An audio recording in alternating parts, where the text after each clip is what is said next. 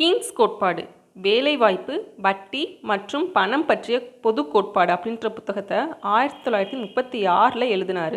இவருடைய கருத்துக்கள் வேலைவாய்ப்பின் அளவு நிர்ணயிக்கும் போது மூலதனம், உழைப்பு, திறன், தொழில்நுட்பம் மாறாது.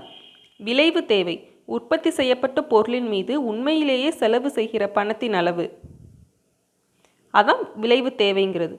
விளைவு தேவை தேசிய வருவாய்க்கு சமம். மொத்த விளைவு தேவை அதிகரிச்சிச்சுன்னா வேலையின் வாய்ப்பு அதிகரிக்கும். மொத்த விளைவு தேவை குறைந்ததுன்னா வேலையின் வாய்ப்பும் குறையும். உற்பத்திக்கும் வேலை வாய்ப்பிற்கும் இடையே உள்ள தொடர்பு விளைவு தேவையின் அளவை பொறுத்து அமைகிறது. விளைவு தேவை அளவு நிர்ணயம் படுத்துறது நுகர்வு மற்றும் முதலீட்டு செலவு.